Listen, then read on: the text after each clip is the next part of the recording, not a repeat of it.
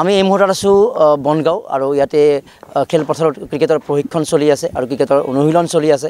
আমাৰ লগত এই মুহূৰ্তত আছে অসমৰ এটি ক্লাব ক্ৰিকেটৰ ক্ষেত্ৰত নাম থকা এটা ক্লাব ষ্টেলিয়ান ক্ৰিকেট ক্লাব আৰু তেওঁলোকে বৰ্তমান বেলতলা ক্ৰিকেট কোচিং চেণ্টাৰৰ যি তেওঁলোকৰ প্ৰশিক্ষণ কেন্দ্ৰত তেওঁলোকে অনুশীলন কৰি আছে। আমাৰ লগত বনজিৎ ডেকা আছে, এগৰাকী সুদক্ষ ক্ৰিকেটাৰ আৰু এই ষ্টেলিয়ানৰ লগত তেওঁ কোষাধ্যক্ষ হিচাপে জড়িত আছে। স্বাগতম জনাইছোঁ, ক্ৰিকেটিং অভিনন্দন জনাইছোঁ। ক্ৰিকেট কেতিয়াৰ পৰা খেলিবলৈ আৰম্ভ কৰিলে? খেলাটো মোৰ ষ্টাৰ্ট 10 years মান হৈ গ'ল, 10 years মান। বাট আমি ইয়াতে ক্লাবটো নতুন কৰি ষ্টাৰ্ট কৰিছোঁ, ষ্টেলিয়ান স্পৰ্টছ ক্লাব বুলি। মৰিগাঁও আমি ৰেজিষ্ট্ৰেশ্যন আছে। চ' আমি সৰু সৰু ল'ৰাবিলাকক আমি ইয়াতে প্ৰশিক্ষণ দিয়াৰ কাৰণে আমি ব্যৱস্থা কৰিছোঁ। চ' যাতে আমি আগুৱাই লৈ যাব পাৰোঁ, আমাৰ অসমৰ নাম কৰিব পাৰোঁ, সেইটো আমি উদ্দেশ্য লৈ কিনে ষ্টেলিয়ান ক্লাবটো যোৱা বছৰ আমি ষ্টাৰ্ট কৰিছোঁ। এতিয়া বহুখিনি আমাৰ ক্লাবত মেম্বাৰ আছে জড়িত হৈ কিনে। চ' এইটো আশা কৰোঁ আমি আৰু ভাল হ'ব, ইয়াতে আমি আৰু আগবঢ়াই লৈ যাব পাৰিম আমাৰ ক্লাবটোক। ক্ৰিকেট মানে আচলতে সংগ্ৰাম, ক্ৰিকেট মানে উত্থান পতন, ক্ৰিকেট মানে নাৰ্ভাছনেছ, ক্ৰিকেট মানে যুদ্ধ। আৰু সেই দেখি আহিছোঁ যে বিখ্যাত ক্ৰিকেটাৰ ক'ত কেনেকৈ ফলছ ডাউন হৈছে, বিনোদ কাম্বলী উদাহৰণ, এনেকুৱা বহুত উদাহৰণ, কৰুণ নায়াৰ এজনে উদাহৰণ, ট্ৰিপল চেঞ্চুৰী কৰাৰ পিছতো 751 তাৰ এভাৰেজ হোৱাৰ পিছতো দলত ছিট নাপায়। তো এই ক্ৰিকেটিং যুদ্ধখনৰ সেই যিটো সংগ্ৰামটো আচলতে, চ' ইমান পৰ্যায়ত ইমান সংগ্ৰাম, তো তেতিয়াহ'লে এজন ক্ৰিকেটাৰে কোনবোৰ কথা মনত ৰাখি আচলতে খেলত আহে বা আপোনাৰ সেই জাৰ্ণিটোৰ সেই সংগ্ৰামখিনি কোনটো পৰ্যায়ত কি আছিলে মানে? হয়, মেইনটো হ'ল পেচেঞ্চটো ৰখাটো মেইন। পেচেঞ্চটো যদি এৰি দিয়ে, নিজৰ যদি ডাইৰেকশ্যন যদি বেলেগ চাইডে গুচি যায়গৈ, তেতিয়াহ'লে ক্ৰিকেটটো আপুনি আগবাঢ়ি যাব নোৱাৰিব। চ' নিজৰ পেচেঞ্চ এণ্ড উদ্দেশ্য লৈ কিনে আগবাঢ়ি গৈ থাকক, অট'মেটিকলি আপোনাৰ পাব। যেতিয়া আমাৰ অসমৰ ৰিয়ান পৰাগক চাওক, তেওঁৰ উদ্দেশ্যত তেওঁ গৈ আছে, আজি ইণ্ডিয়ান টীমত তেওঁ খেলি আছে। চ' সেইটোৱে মেইন মটিভ আৰু, যে ক্ৰিকেটটো আপুনি নিজৰ উদ্দেশ্য লৈ কিনে খেলক, ফ'কাছ কৰক, বেলেগ হেৰিত নাযাব। যিহেতু লৈছে ক্ৰিকেট খেলিম বুলি, ক্ৰিকেটত আপুনি ফাৰ্ষ্ট প্ৰিফাৰেঞ্চ দিয়ক। মানে দলত ক'ৰবাত ছিট পাম নাপাম, সেই আনচাৰ্টেনিটিত ভুগি, সেই অনিশ্চয়তাত ভুগি টেনশ্যন লোৱাৰ কথা আপুনি আপোনাৰ কৰ্ম কৰি যাই থাকক, ৰিজাল্ট অট'মেটিকলি পাব। আপুনি যদি আপোনাৰ যদি 100% যদি ক্ৰিকেটত দি গৈ থাকে নহয়, আপোনাক অট'মেটিকলি আপুনি খেলত ছিট পাবই। ৰিজাল্ট মানে কেৱল টিম ইণ্ডিয়া চিলেকশ্যন, 11জন খেলুৱৈ, 150 কোটি দেশৰ কিবা কোটি বা কিবা লক্ষ্য ক্ৰিকেটাৰ, টিম ইণ্ডিয়াৰ চিলেকশ্যনে কেৱল ৰিজাল্ট নহয়। তাৰমানে ৰিজাল্ট বুলি ক'লে বহু কথা হ'ব পাৰে, ডিষ্ট্ৰিক্ট টিম হ'ব পাৰে, ৰঞ্জি টিম হ'ব পাৰে বা বিভিন্ন টিম হ'ব পাৰে। গতিকে স্ক'প মানে আছে সেই বিষয়টো। এতিয়া অসম টিমত খেলিব লাগিলেও 11জনেই লাগে, 11ত থাকিব লাগিলে। তো অসমতো আমাৰ এতিয়া 3 কোটি মানুহ আছে। সেই 3 কোটি মানুহত 11জনৰ ভিতৰত থকাটো মই, ইণ্ডিয়াটো তাৰ পিছত আহিব, আগতে অসমততো হৈ লওক। তাৰমানে মূল মুখ্য টিমলৈ চিলেকশ্যনৰ বাবে যদি হেঁপাহটো থাকিবই, যেনেকৈ টিম ইণ্ডিয়া জাৰ্চি পিন্ধিবলৈ হেঁপাহ থাকে। তাৰমানে ক্ৰিকেট মানে কেৱল টিম ইণ্ডিয়াৰে শেষ কথা নহয়, তাৰ বাহিৰে আৰু ক্লাব ক্ৰিকেট থাকে, ডিষ্ট্ৰিক্ট ক্ৰিকেট থাকে। তাৰমানে ক্ৰিকেটটোক যদি ভাল পায়, ক্ৰিকেটে কেতিয়াও মানে যে টিম ইণ্ডিয়াই হয়তো ৰিজেক্ট কৰিব পাৰে, কিন্তু ক্ৰিকেটে তেওঁক ৰিজেক্ট নকৰে যদি ক্ৰিকেটক যদি ভাল পায়। মানে 40 yearsৰ পিছতো খেলি আছে মানুহে আজিৰ দিনত, 40 yearsৰ পিছতো খেলি আছে। তো ক্ৰিকেটটো মানে যে ইণ্ডিয়াৰ টীমত পাব লাগিবই বুলি খেলিব সেইটো নহয়। বহুতৰে মনত ভাল পেচেঞ্চ আছে। আমাৰ এতিয়া এছিয়াই আপোনাৰ যিটো গভৰ্ণমেণ্ট এমপ্লয়ীবিলাকৰ কাৰণেও এটা ইনষ্টিটিউচনেল ক্ৰিকেট পাতিছিলে, সেইটো এটা পেচেঞ্চৰ কাৰণেই পাতিছিলে, চবেই খেলিব পাৰিব বুলিয়ে। চব এনেকুৱা বিভিন্ন ধৰণৰ ষ্টেজ আছে, চবতে খেলিব পাৰে ক্ৰিকেট। ষ্টেলিয়ানৰ কথা কওক, কেনেকৈ জন্ম দিয়া হ'ল, কোনে জড়িত আছিলে? আমি একচুৱেলি ইয়াতে জাষ্ট আমি কোনো ষ্টেলিয়ান ক্লাব বুলি নাছিলে, আমি ইয়াতে বনগাঁৱত আহি কিনে প্ৰেক্টিছ কৰোঁ। তাৰপিছত আমি নিজে উদ্দেশ্য ভাবি ল'লোঁ যে নাই, আমি য়ং জেনেৰেশ্যনখিনিক এটা চান্স দিওঁ। চ' আমি এটা ক্লাব ৰেজিষ্ট্ৰেশ্যন কৰিলোঁ, কৰি কিনে ইয়াতে আমি নতুন কৰি এবছৰৰ পৰা আমি কোচ আছে আমাৰ ইয়াতে, মনোজ ছাৰ আছে, মনোজ ছাৰে আপোনাৰ প্ৰশিক্ষণ দিয়ে। চ' তেনেকৈ আমি আৰম্ভ কৰিছোঁ, এবছৰ হৈছে এইটো আমাৰ। এবছৰৰ যাত্ৰাটোত কেনেকুৱা ক্ৰিকেটিং পচিবিলিটি দেখা পাইছে আমাৰ? এবছৰত আমি এতিয়া এইবাৰ APCCত আমাৰ বজালী ডিষ্ট্ৰিক্টৰ পৰা দৰ্শ আগৰৱালা বুলি আছে, আমাৰ under-16 ল'ৰা, তেওঁ খেলিছে।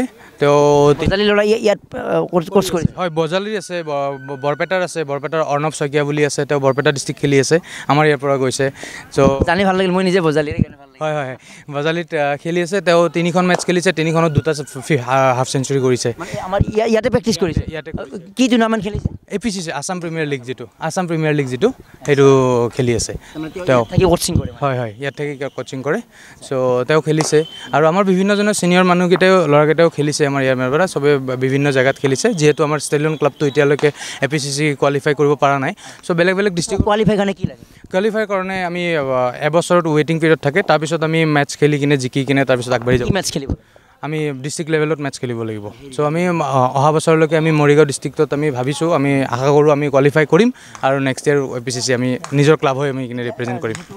ক্ৰিকেটৰ সৈতে বহুতে জড়িত হ'ব খোজে বা আমাৰ যেতিয়া ক'লে যে বয়সৰ সীমা নাই ইয়াত আহিবৰ কাৰণে বা ইয়াত জইন কৰিবৰ কাৰণে বয়সৰ সীমা থাকিব নেকি আৰু জইনিং প্ৰচিডিউৰ কেনেকুৱা ফিজবিলাক কেনেকুৱা কাৰ লগত কেনেকৈ যোগাযোগ কৰিব লাগিব আমাৰ ডিটেইলখিনি হয় আমাৰ লগতে যোগাযোগ কৰিব পাৰে কেতিয়া ক'ত আহিব লাগে আমাৰ ফোন নম্বৰ আছে আমাৰ ইয়াতে ক্লাবত ৰাতিপুৱা যদি আপোনাৰ আহে 6টাৰ পৰা আমাক ইয়াতে পাই যাব প্ৰশিক্ষণৰ এজৰ কোনো ক্ৰাইটেৰিয়া নাই বাট আমি ফাৰ্ষ্ট প্ৰিফাৰেঞ্চ আমি জুনিয়ৰখিনিক দিওঁ আণ্ডাৰ 19 যদি থাকে আমি আমাৰ ক্লাবৰ ফালৰ পৰা ফ্ৰী অফ কষ্ট আমি কোচিং দি আছোঁ ফ্ৰী হয় যদি আণ্ডাৰ 19 থাকে ছিনিয়ৰ কেটেগৰীৰ কাৰণে আমাৰ অলপমান ৰেজিষ্ট্ৰেশ্যন ফিজ আছে কিয় আমাৰ ক্লাবটোতো ৰান কৰিব লাগিব চ' সেইটোৰ কাৰণে এটা মিনিমাম ফিজ আছে দিব হয় আমাৰ মান্থলি 1000 ফিজ তাতে আমি বল চল গোটেইখিনি প্ৰভাইড কৰোঁ আমাৰ কোচ আছে গোটেইখিনি আছে বাট আমি আণ্ডাৰ 19ৰ যদি কোনোবা সুদক্ষ প্লেয়াৰ আছে আহিব পাৰে আমি ফ্ৰী অফ কষ্ট আমি ইয়াতে কৰি আছোঁ অতি সুন্দৰ এটা বাৰ্তা যে যিটো ছ'চিয়েল এক্টিভিটিও বিভিন্ন কামৰ স্পৰ্টছৰ জৰিয়তে এক্টিভিটি কৰি আছে যে আণ্ডাৰ 19 বা টেলেণ্টেড সকলক তেওঁলোকে উলিয়াই অনাৰ প্ৰয়াস কৰিছে